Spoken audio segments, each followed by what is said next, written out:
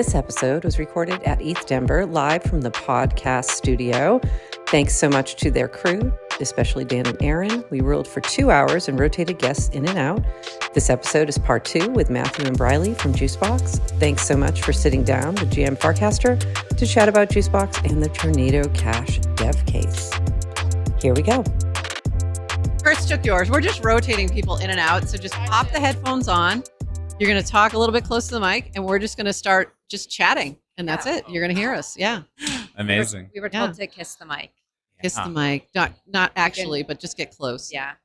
So now we're going to just continue rolling. This is GM Farcaster mini interviews at ETH Denver, and we're rolling in all different folks from around the Farcaster ecosystem, and we have Matthew B. and Briley here, who are both building Juicebox. So first of all, we want to just bring you in and talk about, like, what are you doing at ETH Denver? Like, what's your focus? What have you been, what have you been up to? What's been happening? Yeah, so there's a Juicebox hacker house. So we've been hanging there for most of the conference so far. So yeah, Django and Philip and a lot of the other developers and Juicebox folks are over there. So we've been chilling there. So that's been fun. What are they hacking? Anything good? Have you seen anything cool yet? Well, there's a lot of things going on. I would say the main thing, Django and crew are working on a Bannyverse project, which is our kind of cultural mascot. Banny, who's the banana mascot Banny. of Juicebox. Banny Love. I learned last night who Banny was. Okay, now we understand. Like Banny Love. We got a little Banny Love with our PFPs, and we're like, I have a Banny so NFT. Cute. Love it. I got a Banny NFT drop from KMac. Oh, K-Mac. amazing. Yeah. We both have Banny NFTs. I was like, what is this? We're like, we're not sure what this is, but we like it. It's adorable. I'm not sure what it is. So cute. Yeah. So they're working on this whole minting experience where you can kind of make your own Banny with these different outfits, and it's all going to be on-chain SVG NFTs. So it's going to be very, very cool. So that's definitely one thing. And I don't know what else. Anything that you've seen at the Hacker House or anything around ETH Denver that's related to Juicebox that you've been loving? Been loving. Mostly just being able to connect with the Juicebox crew in person, because everyone is remote from like around the world. So it's really nice to actually connect with the people that you work with in the DAO, and it just brings that bond together like a lot better. Absolutely. Yeah, I think that's been a big thing for us too, is just meeting up with people who we know from Farcaster or from other areas, and being able to connect to them and be real. Oh yeah, you can move that. It's just going to slide right off. We're like, can we put these on? We promise they'll come right off, but they're barely staying on, so don't worry about it. It's just for the view. But it's really fun. And the other thing I wanted to chat with both of you about is what you've been doing for the Tornado Cash devs who are dealing with some legal issues. Do you want to talk a little bit about that, and whoever wants to take that question to kind of talk about what it is you're doing, what's that all about, and how people can help support if they want to learn more? Yeah, so basically we had Amin Soleimani from Justice DAO reach out to Juicebox about doing a legal fundraiser for the Tornado Cash developers from Storm and Alex Supritsov. They had launched their own campaign on a different crowdfunding platform, and it wasn't really gaining a lot of traction, so they came to Juicebox because a lot of Juicebox's most popular projects are fundraisers when you think of Constitution DAO, Assange DAO, Moon DAO. Yep. And so, we worked with them to get NFTs and kind of tell their story, and, to get Roman to talk about like why they need money and, what the implications are for their case and how that will affect developers and people in crypto more broadly. Can you talk a little bit, like, what is that impact, do you think? That if they, like, what is at risk here, I guess is the question. Yeah, it's a good question. Yeah, so basically the issue is that they were writing a privacy protocol for a grant from Moloch DAO, and there ended up being a hack from there's these North Korean hackers that had taken money from a video game, and they had tornadoed that ETH to try and hide the money away. And instead of going after the hackers, they end up going after the developers, saying that they're doing money laundering, and they were involved with the criminals that were orchestrating all of this. And so the implications are huge, because I mean, anyone that's building products today with tokens, like even like OpenSea, like there's a lot of people that are trading, tokens on there, and like the consequences of, the developers being attacked instead of the people that use it is just, it's very scary, like how that can scale out, because it definitely feels like an attack on crypto rather than like the actual people that are causing harm. Right, absolutely. To me, that's what it really strikes me as that it's like, why are you not going after the actual criminals? And it's funny because, especially in the U.S., where we have so many issues around, like even things like guns and things like that, where it's like you constantly, that's what we hear from the gun manufacturers. It's not us, and it's like, well, hello, like how can you make that argument and not see this? But it'll be interesting to see how that plays out. But it's really important. And Nouns actually. You did a prop with Nouns. Do you want to talk a little bit about that and how that went down? Yeah, so we're super grateful for Six, who came through and drafted a proposal, which was 493. And it was a proposal to donate 40 ETH from the Nouns DAO treasury to the Roman and Alexei campaign. And that passed, luckily. And we needed to resubmit it because of an error in the governance front end, which happens to the best of us. So it ended up being 502, I think, was the one that went through.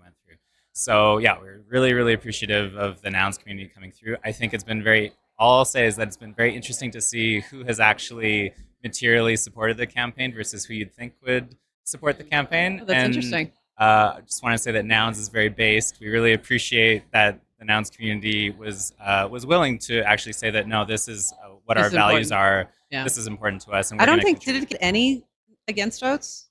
Not the second time. Second time was flawless. It was 82 or 83 to 0. Good. I think we had maybe 10 against the first time. Do you want to say it or should I? What? Nouns revealed preference? Yeah, exactly. There you go. Yeah, revealed preference. Still a Farcaster show. Yeah, we did have a little, I remember that discussion at first because I had a little I needed clarification. I was a little worried. I'm like, can we clarify that, we don't have any issues? And we found out, I'm like, we're just a little worried. But and then I was like, you know what? Let's just go. It doesn't, this is too important. It's too important to worry about what, Gary may or may not do. Exactly. Let's not worry about that right now. This is too important. So I'm glad that ended up going through and that we were able to get that funded for you all. And that's amazing. And it's amazing what you're doing with that. And going back to Juicebox really quick, and I'm keeping an eye on our time. We do have hopefully another guest. We'll see him when he slides in. He's here somewhere, I'm pretty sure. So our next one is Jesse. So when we see Jesse come in, we'll know. We're just rolling. We're like we're keeping the camera rolling. We're rolling people in and out. It's a very different approach. I'll just say that. So we're with Juicebox, you mentioned Constitution DAO, and I have to just shout out, that was my very first DAO. Wow. Right. And that's, if you know me, and if you don't, if you go look at my wallet, you'll know how many DAOs I'm in. I was in Constitution DAO. Oh my God, you forgot. All right, well, we didn't end up doing anything as a DAO, but I always say purple was my first. And now we know. Because Constitution DAO was your first. Yeah. I still have my people token. I had very little in, but I kept them. I'm like, why would I bother? The swap would have been crazy. Just like the amount of it didn't make any sense. So I was like, oh, I'm just leaving it in there. I'll keep the tokens. I'll keep it for the memory, and I really loved that whole experiment. And that to me I remember walking into work. I'm actually a professor and going, I fell down another rabbit hole and I found the Constitution. And I remember watching the auction too. I was watching the auction streaming and it was so crazy, but I loved that. It really proved out Juicebox's, a major value proposition of being able to spin that up so quickly and be able to fund something so fast. So I'm really just, super impressed with that. And I've always loved, what Juicebox does. Do you guys have a booth or an area or anywhere in here that people can come check out or talk to you, or how do they learn more? I guess is the question right now. Great question. No, we do not have a booth. Juicebox is a little too punk rock for the booth. But, that makes sense. I was like, I don't think they would, but they have a hacker house instead. Yeah, exactly. That makes a lot more sense. Yeah, if anyone wants to come by, just send us a message. Myself, Briley, Django, anyone in the crew. We're very happy to have folks over. Amazing. Yeah. Do you guys do a lot of hacker houses at different conferences too? I would say that's usually the move. Like we did one at like in Bogota. And we did an event at New York City a couple of years back where we were giving out ice cream. Oh, fun! So we did like a Banny. Next time we do that, let us know. Yeah. Banny ice cream at Morgan Stearns, and we did our own flavors, and they were actually it was, I would say, arguably the first DAO voted ice cream flavors ever. It actually went through an official governance process to vote on what the flavors would be. Yeah. So I'm pretty sure we hold the world record for the first DAO ice cream. First DAO ice cream. That's and so what were the flavors?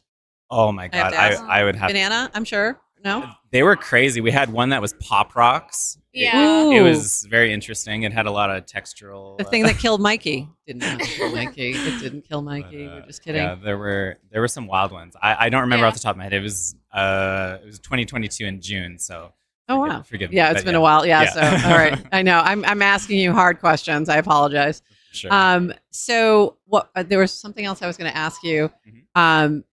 And it just completely left my head. But is there anything? Oh, Banny, I wanted to ask about that real quick again. So are you guys doing a drop of that particular? Oh yeah. When is that happening? I think that's still a little bit up in the air, but I would say within the next month or two, I would keep your eyes peeled. I have to always throw in we love puns. Bad fruit joke. Love puns. But yeah, it's going to be a very unique minting experience. I mentioned a little bit, like there's going to be outfits, and you're going to be able to make your own Banny, and it's going to be an interesting experiment. It's also going to tie into RevNets, which is kind of like a new protocol built on top of Juicebox that is under development. So it's going to have a token component as well. So it's going to be both like a fungible and a non-fungible. So yeah, stay tuned. It's a little bit complex, but you'll learn more about it over the next month and month change. Yeah, amazing. Yeah.